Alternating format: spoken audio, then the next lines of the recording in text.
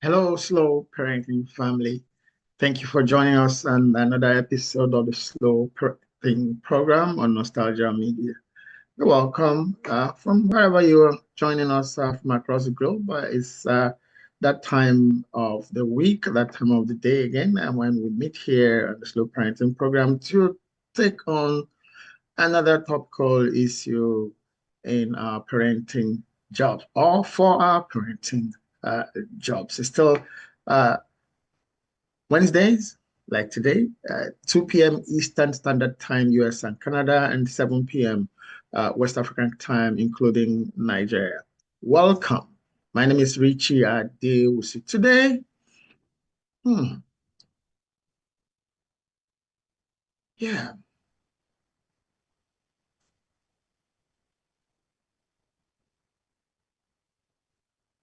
John had a friend whose son became a superstar musician, making global trends with John's friend happier than well he had ever been since his friendship with John from their secondary school days. John also has his own children who are about the same age as his uh, friend's musician son.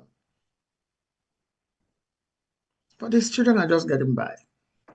And John started wondering why couldn't my children also sing and become superstars and have money and have fame like my friend's son?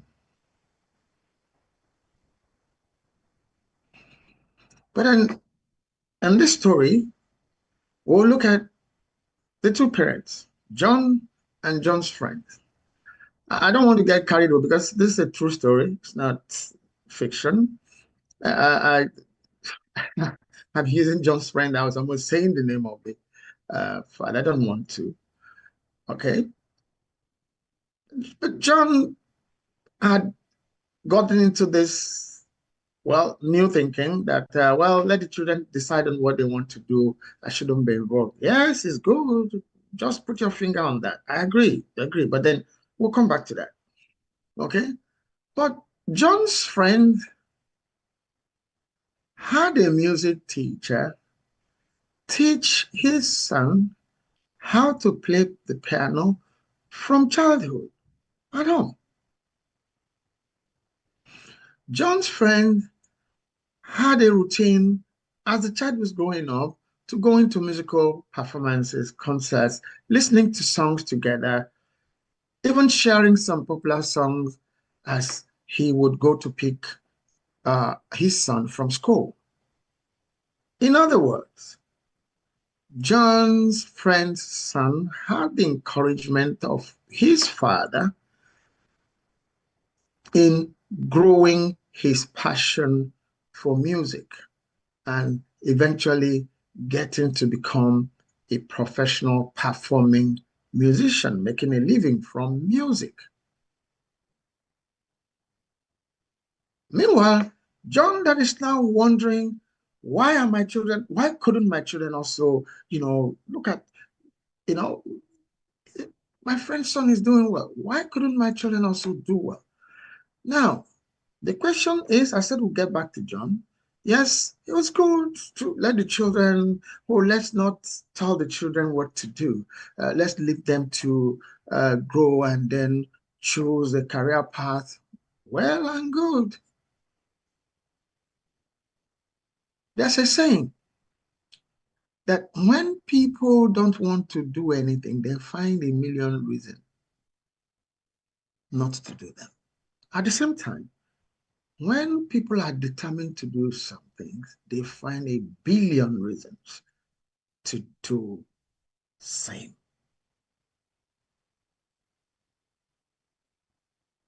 Most parents, or some parents, read and believe and digest and infuse pass on every information they find anywhere through friends on social media. Oh, leave your children to, oh, by the way, this is not what slow parenting is about. Slow parenting is old school, okay? If you like, it's old school parenting. Old school, long time, hands-on parenting, grounded in your culture, your tradition, your family values, your ethical values, and even the legal systems of the society in which you live. In this case, it's the global society. But today, we are talking about your children and performance, if you like, your children and career. And we're saying, yes, tell your children what to do. Don't be like John. There's a difference between telling your children what to do, encouraging them on specific paths you see they have passion, they have interest in. And now, because you see that, just like John now, the children are all grown now. John's friend is a successful musician. And then that's the time you now want your children to become musicians. You too can sing. What's your problem? You too can sing and make money from music now. No. The train had already left the station. Okay? Your children needed to have also started. You needed to have started with your children as early as John started with his child. Then get him a piano, get a music teacher. I'm just using music. It could be any other thing. It could be gardening. It could be painting. It could be writing. Okay? It could even be nursing. It could be anything that you see that they have passion in. You let them know what it takes to get into that profession and excel in that profession. They don't know it as children. So saying you leave them, oh, they'll choose their path. Some would, yes, likely choose the right path, arrive at their destination.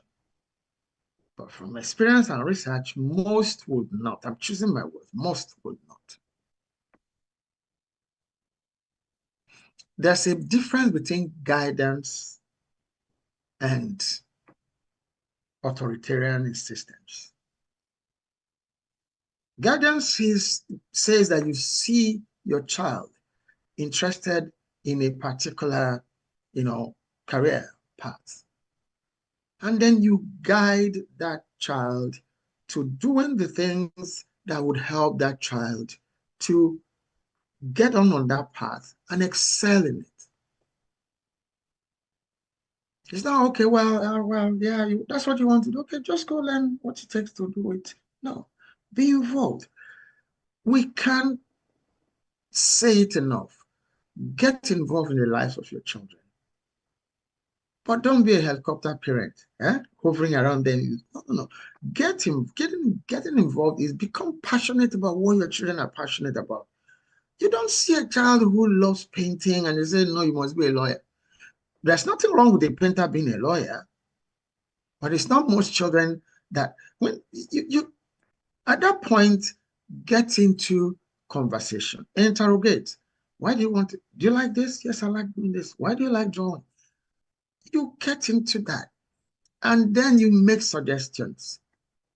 If your suggestions catch on, then you impute other resources, if you like, resources that would help that child to leverage, from which that child could leverage, the things needed to get on that career path and arrive at a successful career that, you would also be proud of.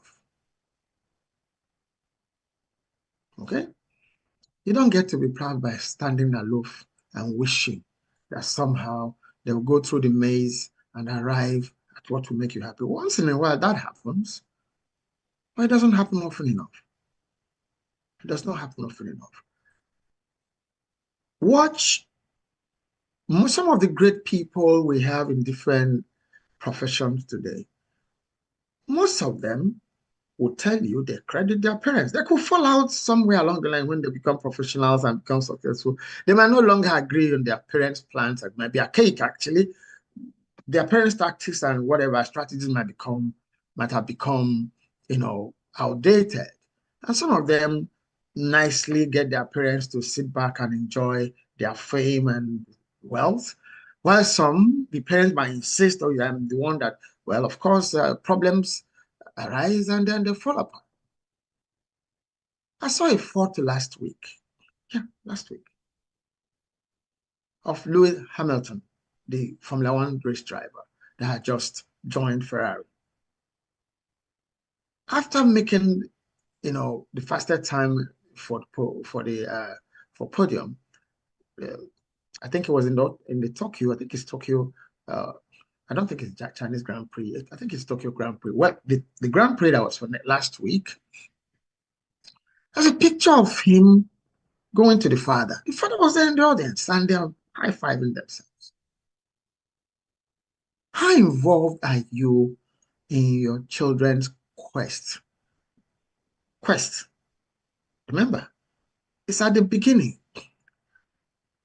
If you go on YouTube, you will find photographs of Lewis Hamilton and the father when he was a boy. So these things don't just happen. You don't get to. In some cases, the young people go through the mazes of getting done alone, managing, going on, and they arrive there. Most times they don't arrive there. And in some cases, when those arrival things happen, bitterness sets in some of them, and they don't want to have anything to do with you. Okay? I don't want to cite certain controversial issues that trended on social media, in Nigeria especially, in the past 3 weeks, 1 month, about the popular artist, musician who allegedly abandoned the father. And then, accusations and allegations started flying left and right. Oh, no, I gave him this. Oh, he didn't do. No, no. Families where parents and their children are in the same team in terms of their career. The parents don't even need to continue to be there with them when they're out there. There are parents who have, the talents for such things, either managing their children or at least being there for them. If especially sometimes the children ask their mom, dad, I want you to be in my corner on my box. The female professional tennis player, Coco Gauff, at the earlier stages of her career, it was the father. You would see it up until the French Open 2 years ago, that when she won the French Open. The father wasn't even there in the player's box. Okay, I think it was the mother that was there. The father was somewhere else. But when she won, she walked all the way, went past the people who were there in the player's box. He didn't go to them. He went all the way to go to meet the father where he was seated. And okay, they had their 5 minutes of global attention. That is what happens when parents have spent time to be involved in the life and career path of their children. The same is true of Michael Jackson, Michael Jordan. The list could go on and on and on. Parents get involved to see their children through. It might look like a joke. There's this video. There's another video online about a young girl. I think her name is Tamara. I think that account is called Tamara. Dancing with the dad and the mom sometimes, Well, I thought we were going to just do an episode on that. I think it was last week, but for some copyright issues, we did it. At that little age, some people might say, oh, what she's doing, why she should be dancing like that. It's just a dance step. She's just a baby. It depends on, what background, what other, trainings, okay, what other counseling she gets. It's just a dance step. She's a baby. She doesn't even know whatever other thing you are thinking about the moves that she's making. but she's good at it. So what then happens is, how do the parents now channel that energy, to bring in this baby? Yeah, that child wouldn't be maybe more than 5, 6 years old. Okay.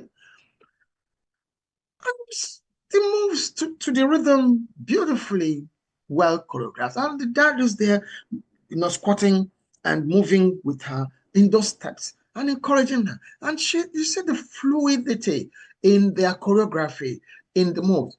The father is there encouraging her. Yes, girl, dance on. I'm with you. Whether it's tennis or football, today we hear that footballers are paid so much per week. Okay? We hear that footballers are paid so much per week to play in millions. I'm like, oh, it's so. Those footballers got registered in football academies by their parents. Some also the same thing, saw themselves through whatever pains, struggles, and get picked.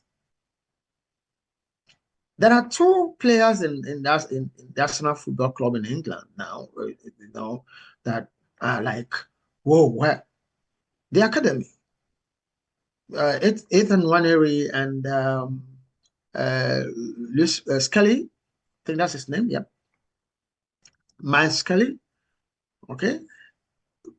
You see their picture from when they were just boys. They're still boys, they're still teenagers, but I'm talking about when they're in their pre-teens in the academy. Who took them there?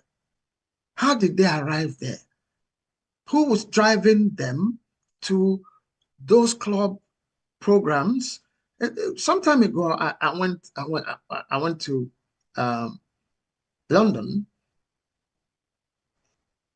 for holidays, and the friend I spent some time with, the son was playing football, and we have to drive all the way from London, where they lived, to take the son to the playground for Leighton Orient, where they played. I think it was the youth club of Leighton Orient then that the child belonged to, and they had.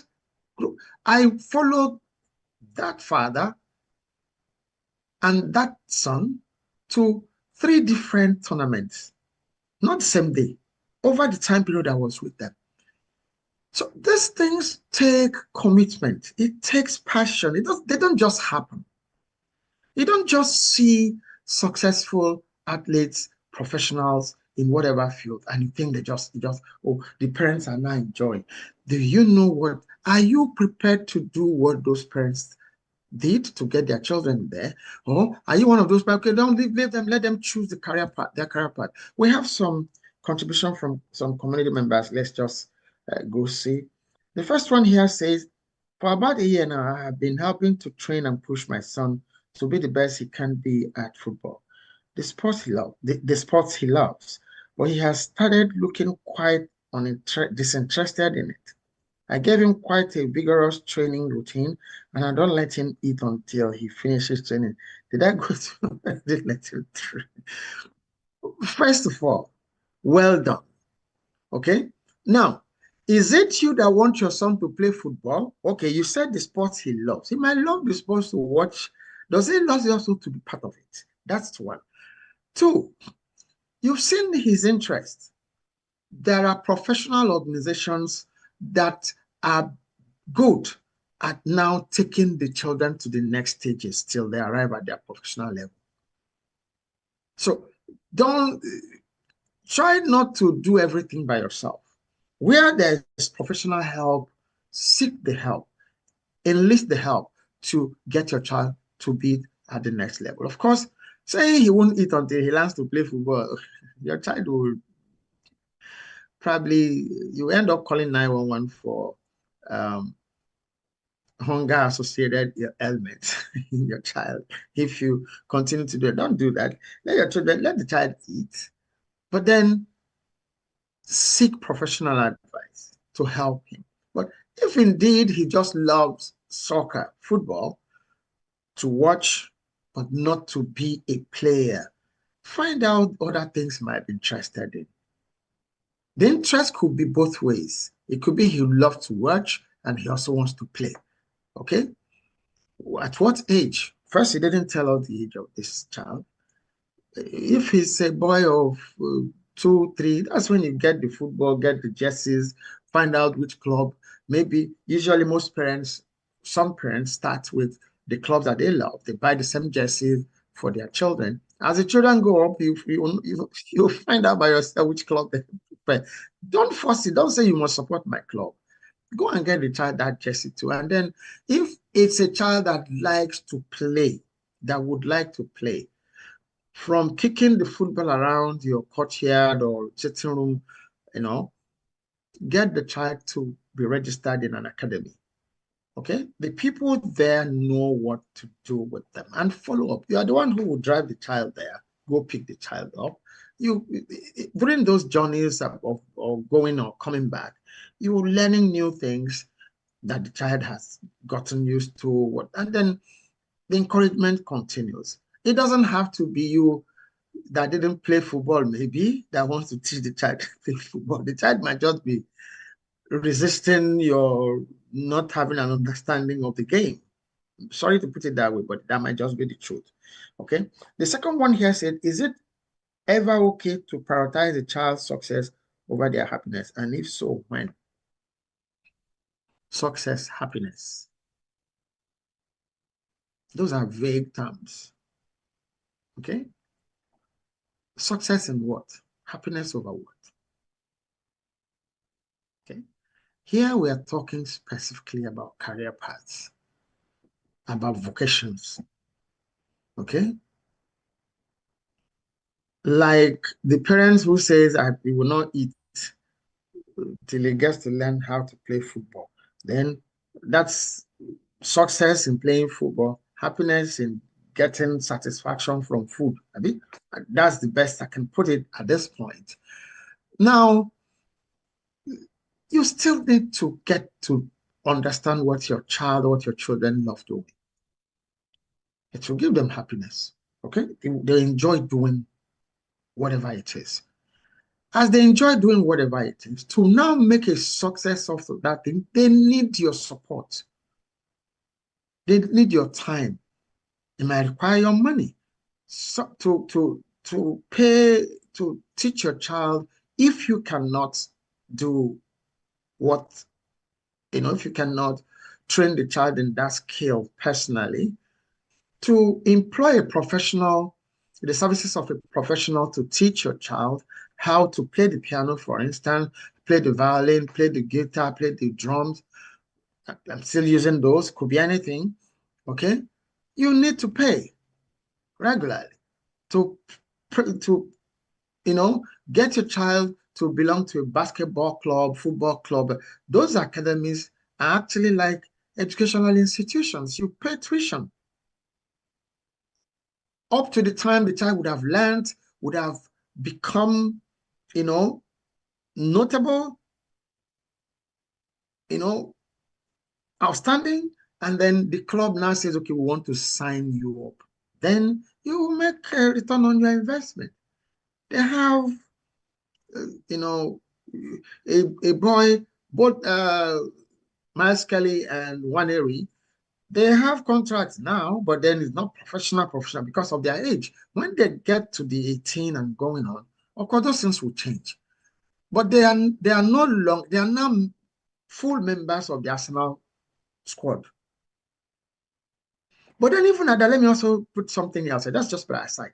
They are members of the Arsenal Football Club, the squad, but they don't use the same changing room with the adults in quotes, but they play in the same team.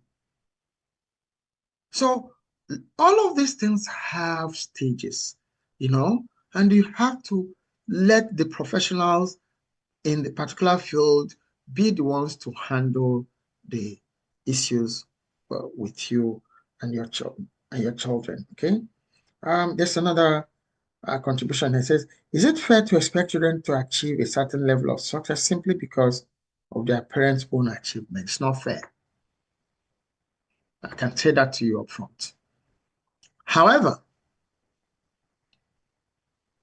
sharing your, well, achievements with your children could, it could go both ways. It could go both ways. Now, also then depending on how you did or you are doing that sharing. Okay? If you are used to calling your children name or telling them they are never going to get anything right, after all, see what I've done at your age, I did this, I did. You're talking down on them. You're beating them up. You're shredding their self-esteem. They'll never see that. They'll see you. They'll respect you. Maybe they would even love you for the things you've done, but they'll feel that they will never be able to meet up. Every parent, the dream of every parent should be that their children should be better than they are. So when you're sharing that, share it with the perspective that this is what I did. But this was in the old school, yes. This is old school. So you got to beat this old school. I'll tell you personally, my children, as they were growing up, well, I had some fairly high-flying results in school. It almost backfired, really. But then it wasn't like, this is what I didn't want. No. I'm like, okay, you're going to go into secondary school now. Okay, I'll go bring my result. I put it. I said, check, look. I said, that's what you need to beat. Then, as your sister tried, maybe you will. That's what you are going to. I did it now, so it's not. Okay. But with one of them, this is not possible. But nobody can.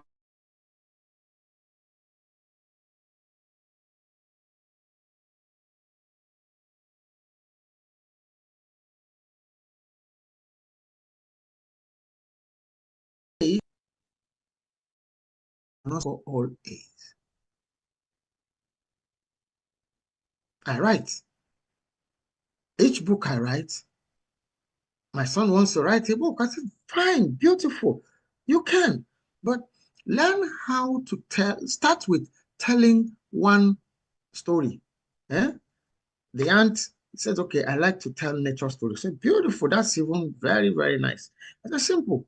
You see, an ant leaves the hole and goes to take food and crawls back carrying that food, going through several obstacles with that food until he finally gets to the hole to get back into the hole, to take the food back into the hole. Maybe the children are there. Maybe the other family members are there in that hole.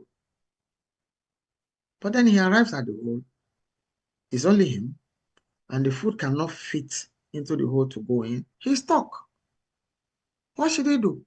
Oh, the ant now front. Okay, what should I do now? He leaves the food there and crawls back into the hole and calls for his community members to come help him. And they come. And they chip away at the food, chip away, chip away, chip away at it until it fits in and it falls into the hole.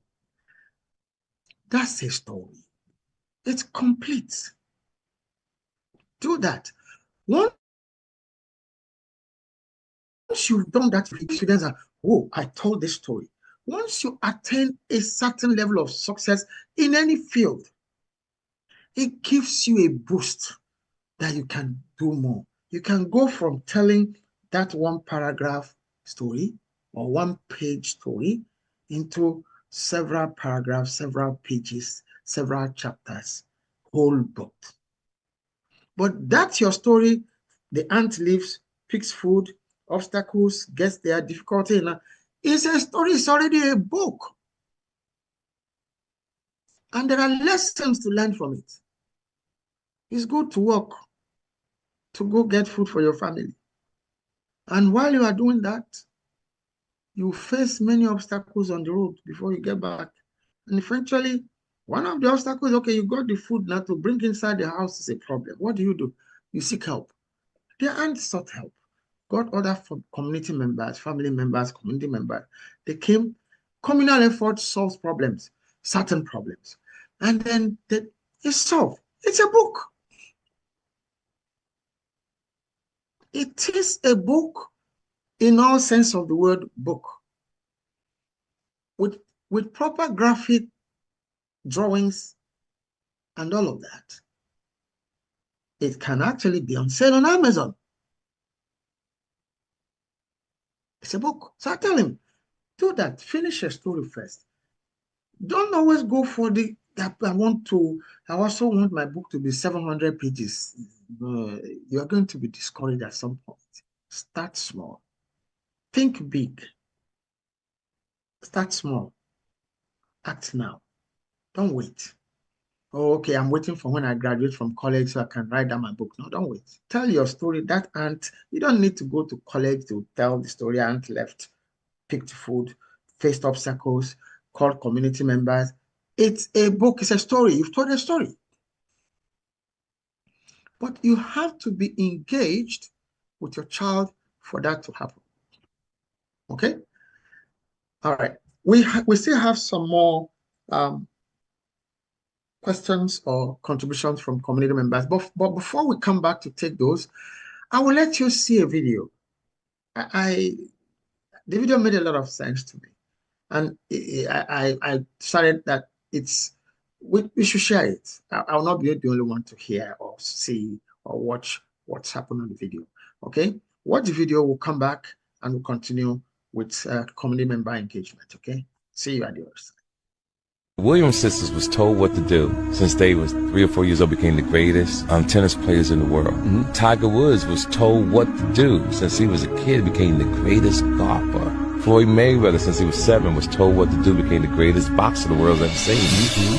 Michael Jackson was told what to do and became the greatest entertainer that's ever lived. My point being is I think that when people are given direction, their achievement in life is a lot better than having so much free time on their hands.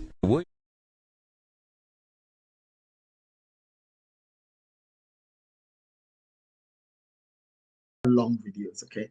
Welcome back. You saw the video, okay? Someone narrated how Michael Jordan, Tiger Woods, Venus Williams,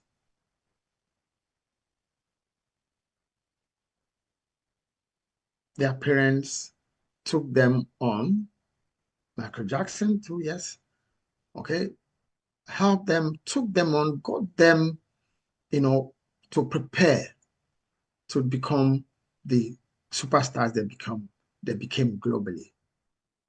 It took their parents. I've already shared with you some of the parents, some, superstars in different fields whose parents' engagement in their passion as children.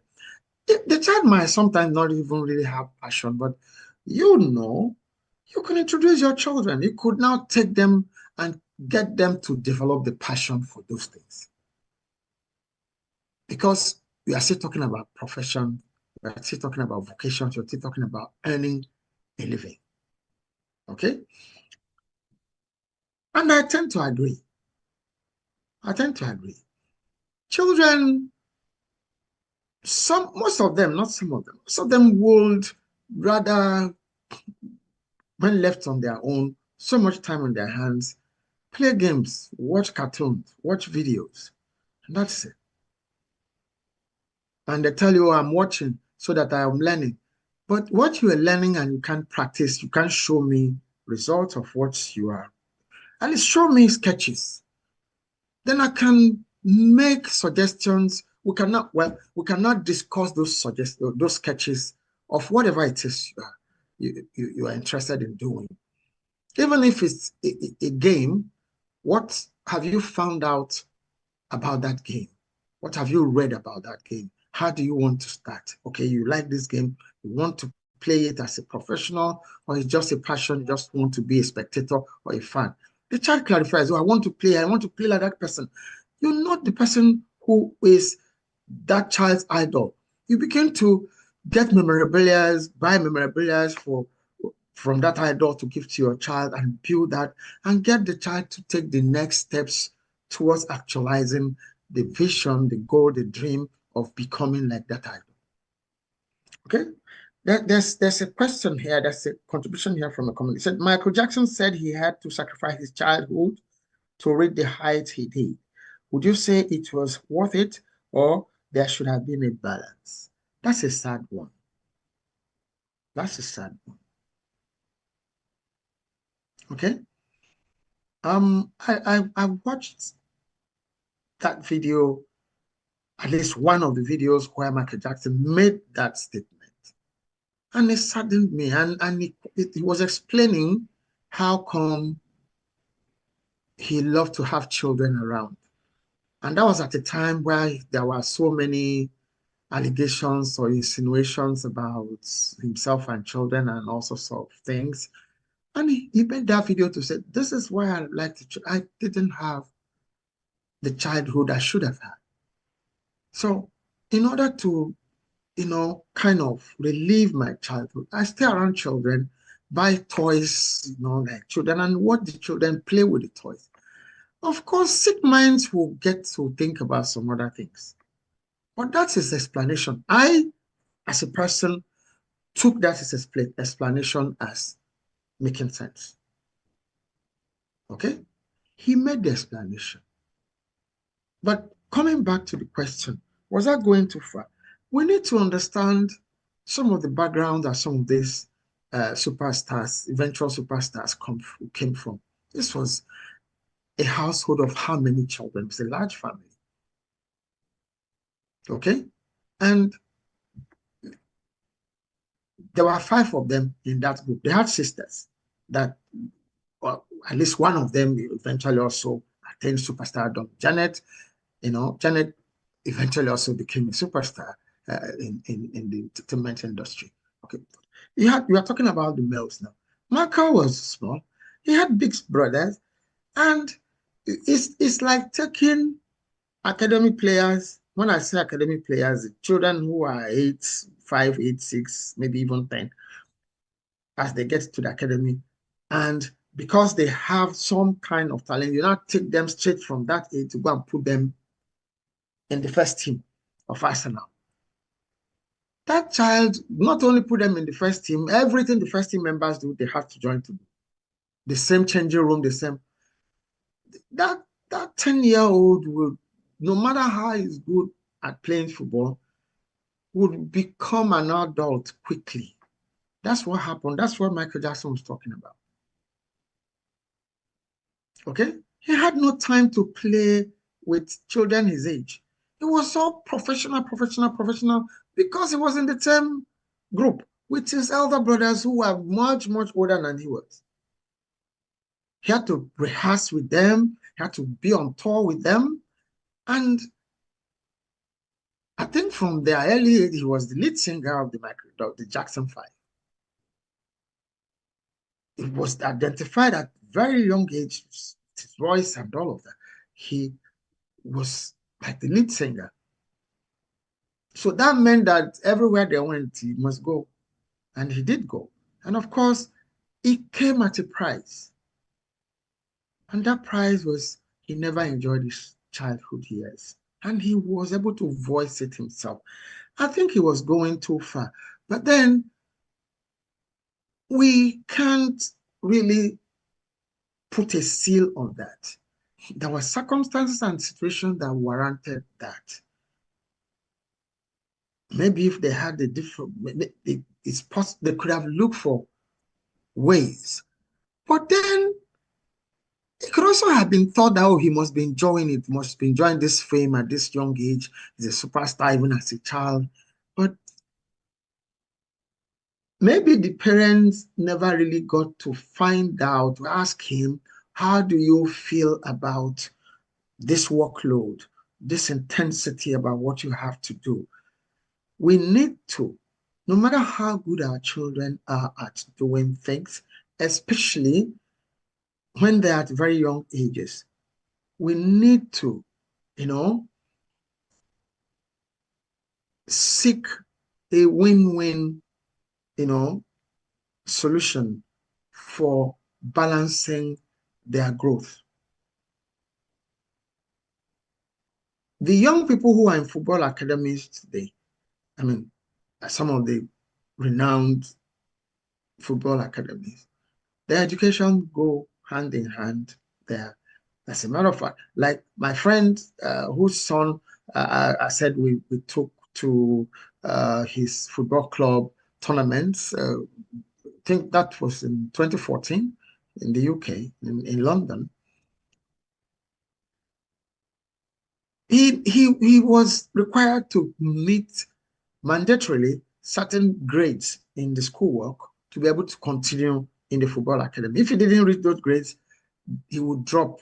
It's like it could be a reason for them to ask him to go back and face your studies. And so it needed to be balanced. And same way other family events, other community events, there needs to be a balancing. But when big money contracts happen early, it now depends on how parents would handle such situations in order to get their children to have balanced childhood growth. Some parents believe that, oh, well, there's money to buy him any toy that he gets lost in the toys. That's not the growth we're talking. That's not the childhood. Childhood is not about toys. Childhood includes playing in the sand in the village. I'm talking now, I'm going back to Africa, and I'm going back to Nigeria, and I'm going back to my grandmother's village, my mother's village. The first time I had to feel sand, use my hand to scoop sand, it was in the village. Most children who grow up in cities don't even know what sand looks like. It's from the cosmetic living environment to the car to go to the school, the cosmetic environment in the school, and synthetic, synthetic cosmetic, okay? Everything is all prim and proper, rugs, carpets, tiles, and people need to know the real world. Dirt has its purpose in life. Dirt, okay, have its purpose in life. Sand. Have you ever wondered if you are listening to me, if you're watching me here, and you take your child to an environment, he's never seen sand before, and you take the child to the beach or to an environment where there's sand, have you ever wondered why the child will scoop the sand and wants to start eating it?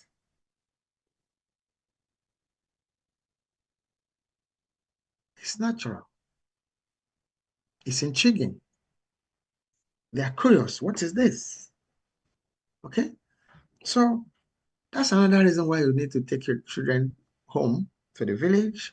Let them feel nature. We continue. There's another question here. Here. What does a parent do when their children take interest in a field that does not align with their own values or belief systems? That's a tough one. Let them know so. Let them first, again, remember on this program, this parenting program, the slow parenting program here, we say set boundaries, agree on boundaries, agree on consequences and rewards.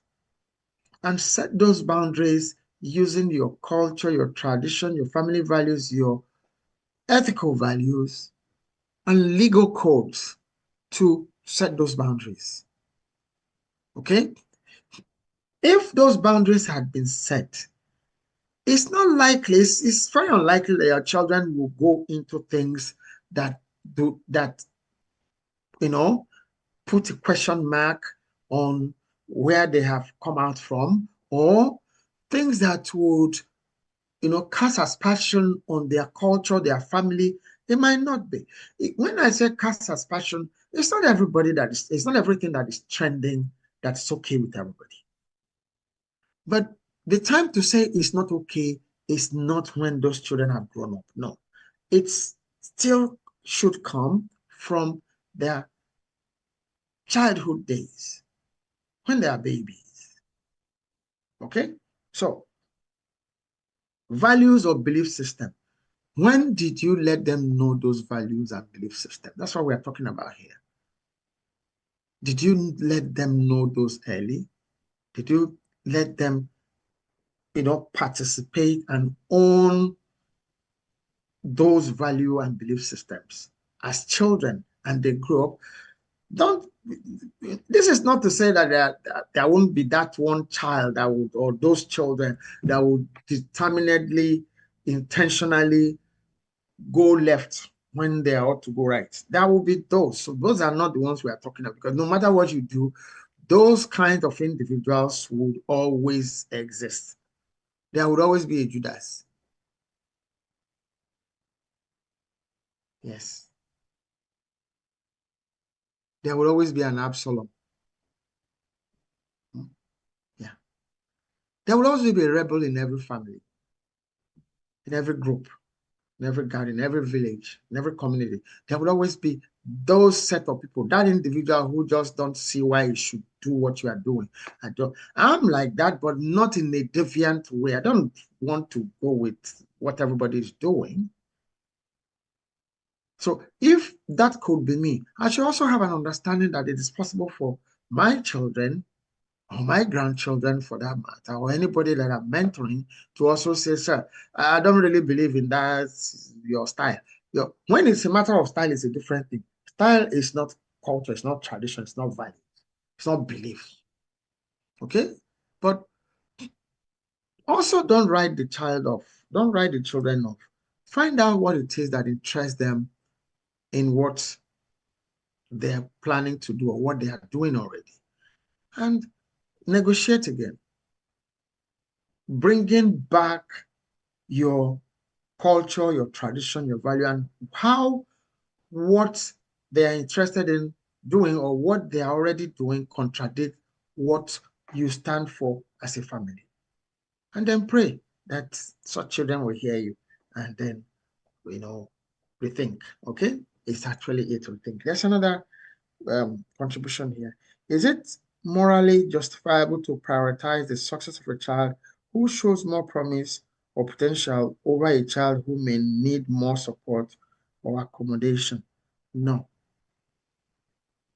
We've said it often on this program. Don't compare your children, whether they are biological or the children, young people who are your children by trust. Trust could be you're a teacher, could be a coach, could be a preacher, a pastor. Okay, it could be you are a master in an apprenticeship program. Okay, don't compare the people who are under your care. There's a difference between comparison and using somebody's success to motivate other people. If this person did this, you can do this. And then let me know what support you need. Let me know, okay, what challenges are you having? Is there any reason why, you they will tell you, oh, I really quite can't get it. Let me share. Don't laugh. I wouldn't even hear you if you laughed, but don't laugh all the same. I love drawing and painting, but I'm never a good painter or a good drawing artist.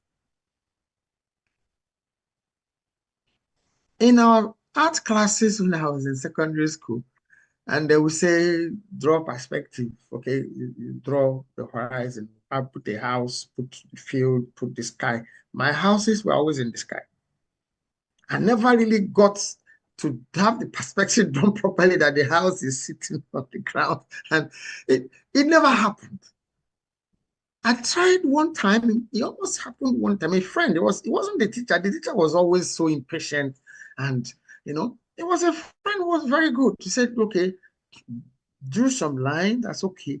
When you draw this line, it helps you to see that the base should start from here, so that when you finish drawing and putting, the thing is not floating. My houses were always floating in the sky. Okay, so it doesn't make sense. It's not helpful to the child, even to your own peace of mind, to Say, can't you see yourself? Your brother, see what your brother did. He's better than you. No. You are, once again, you are beating that child's, self-esteem up. You're saying to that child, you can't get anything. No. Well, I know you can't still do this. No. Well, why don't you try this way? Or why don't you share some time with your sister? It can take you through, or she could take you through how she managed to come to the conclusion that they have that you saw. You liked it. Yeah, why? She can show you how she did it. That's not comparison. That is team. Asking them to, work as a team to get to support each other, to get to arrive at what would give everybody a win-win outcome. Okay? All right. So don't, that child, it could be your input, could just be your well done. Okay, well done. However, this doesn't, this your house in the sky. My father used to say that. This your house. Are you trying to populate the moon or space? This house is like, it needs, he will say that time it needs wings, so like plane, so it can fly. I'll laugh too. But I was never able to draw my gardens, my plants, my sky floating. Okay? And it's just about perspective. But you just know, but it is the same about my writing. Those people who could draw can't write. So stay with what you know. Let your children know that they don't have any deficiencies because they can't do what some other person is doing. There must be something they are good at doing. So those things that they are good at doing, support them to do them. Don't force them to do to be who they are not. Okay? Don't force them because you like that profession, because you like that vocation. You say, oh, what's wrong with you? If that person did it, you can do it. False. Wrong. It's not true that because that person did it, everybody can do it. I used to be like that. I'll close by sharing a story. This one is even business. Okay? I started business publishing a magazine. And because I could write, I believe that everybody I employed, because I employed them, I paid them money, a salary. I said, okay, I paid you, so why shouldn't you be able to write? Wrong. Now, of course, somebody was employed as a proofreader. Somebody was editor. The entire manuscript for an edition of the magazine, they would have put everything together and placed in a file on my table. It's not today that we are talking about electronic files and this physical file. I'm talking about 1987. Okay? They'll put the file on my table. I was the publisher, so I'm the editor-in-chief. So I will now be the person that give approval for the entire manuscript to be sent to the press. And then I'm reading. I'm seeing errors and I'm getting angry. I paid a proofreader. Why didn't he do this? I paid an editor. Why didn't you do this? I won't make those corrections initially. And what I'm telling you here, I can show proofs. I can put proofs on this program. I have past editions of that magazine. I have some of those past editions here where I'm at. The first 2 or 3 editions, I would say, well, is where you brought it to me. I'm going to send it. It's the people who are going to read the magazine don't want to know who did what or didn't do what in your organization. What they see is that your magazine is defective.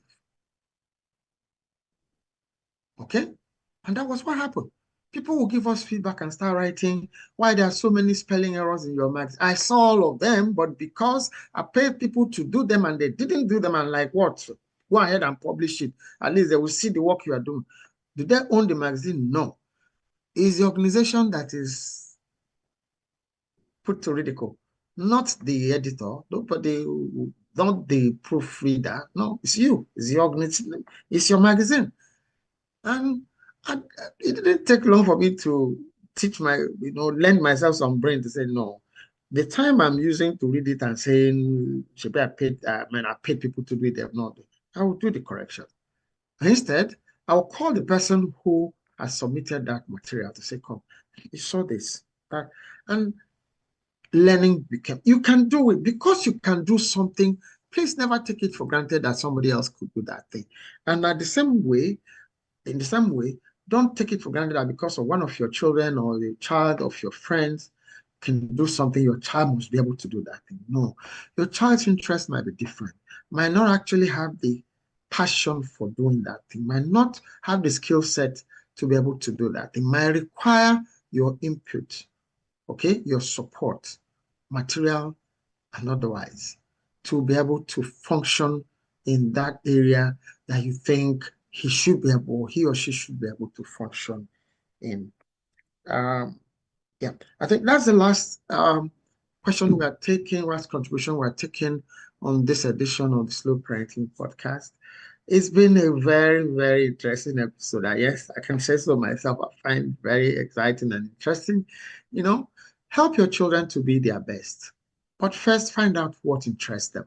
And when you find the things that interest them, support them in every which way. Tell your children what to do. On that note, I'm saying do have a wonderful week ahead, the rest of the week. And then don't forget to join us next week, Wednesday, 2 p.m. Eastern Standard Time, US and Canada, and 7 p.m. West African Time, Nigeria. You please support us. Support us. Subscribe to subscribe to the Slow Parenting Podcast. Go to our YouTube channel to subscribe and please engage. Your questions, we covet your questions. Send us your questions, your contributions, your engagement. We'll respond. Thank you. Bye-bye. Till next week.